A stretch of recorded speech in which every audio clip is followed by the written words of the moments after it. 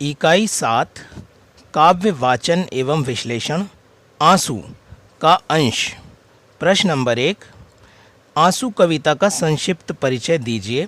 उत्तर, आंसू छायावाद की एक महत्वपूर्ण पुस्तक है जिसे जयशंकर प्रसाद ने लिखा। इसका पहला संस्करण यानी भाग 1925 में प्रकाशित हुआ। इसमें कुल 126 छंद थे।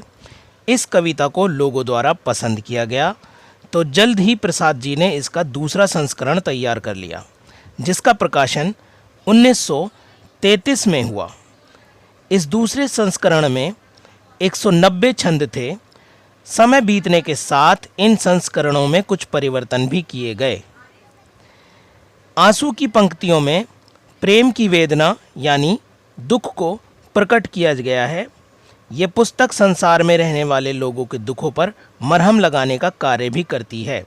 ये पुस्तक युवाओं के बीच विशेष रूप से प्रसिद्ध हुई। प्रश्न नंबर 2, आंसू कविता की सप्रसंग व्याख्या कीजिए। यहाँ पर आंसू कविता के एक भाग से कुछ पंक्तियाँ ली गई हैं, तो शुरुआती 2 पंक्तियाँ और अंतिम 2 पंक्तियाँ ही यहाँ नोट्स में दी गई हैं। अगर आपको सभी पंक्तियाँ देखनी हैं तो आप पाठ्य पुस्तक से सारी पंक्तियाँ देख सकते हैं।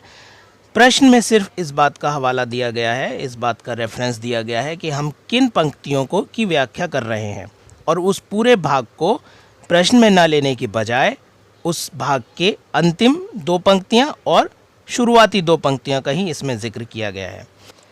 तो हम दी गई पंक्तियों को पढ़कर उसके प्रसंग और व्याख्या को समझने का प्रयास करेंगे। इस करुणा कलित हृदय में अब विकल रागिनी बजती। बीच की लाइनें यहाँ पर नहीं हैं। अंतिम 2 जो लाइनें हैं या पंक्तियाँ हैं वे हैं, चेतना तरंगिनी मेरी लेती है मृदुल हिलोरें। संदर्भ और प्रसंग। प्रस्तुत पंक्तियाँ जयशंकर प्रसाद की कविता आंसू से ली गई हैं, जिसमें वे अपने गुजरे हुए जीवन के प्रेम को याद करके उसकी पीड़ा का अनुभव कर रहे हैं। व्याख्या। प्रसाद जी अपने गुजरे हुए जीवन यानी अतीत के प्रेम की पीड़ा को व्यक्त करते हुए बता रहे हैं कि अब केवल उस प्रेम की पीड़ा बाकी रह गई है जो उनके जीवन को प्रभावित कर रही है। उनके मन पर गहरा असर पड़ा है और उनका मन करुण भाव यानी दुख से भर गया है। मन ही मन वे एक ऐसे संगीत का अनुभव कर रहे हैं जो उन्हें बेचैन कर रहा है। इस संगीत की ध्वनियाँ यानी आवाज़ें उनके मन में हाहाकार मचा रही हैं। प्रसाद जी कहते हैं, मेरा मन एक समुद्र की तरह है और इस समुद्र के तट पर पुरानी यादें चंचल लहरों की तरह टक्कर मार रही हैं और इन लहरों की कलकल ध्वनि कुछ भूली हुई बातें मुझे सुना रही हैं। वे कह रहे हैं कि मेरी पीड़ा को सुनने वाला कोई नहीं है। मेरी आवाज़ आकाश से टकराकर मेरे ही कानों में वापस आ रही है। अगली पंक्तियां हैं, जीवन की जटिल समस्या है बड़ी जटासी कैसी, तुम सुमन नोचते सुनते करते जानी अनजानी।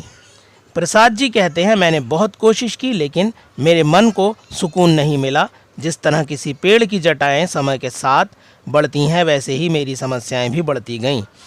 प्रेम की यादों ने मेरे जीवन को समस्याओं से भर दिया और धीरे धीरे मेरी पीड़ा गहरी होती गई। जैसे धीरे धीरे बादल घने होते जाते हैं। मैंने अब तक अपनी भावनाओं को अपने नियंत्रण में रखा था, लेकिन अब उन पर से मेरा नियंत्रण समाप्त हो गया है। जैसे एक सीमा के बाद बादल आकाश में रुक नहीं पाता और वर्षा बनकर बरस जाता है, आज मेरी यादें भी आंसू बनकर बरस जाना चाहती हैं।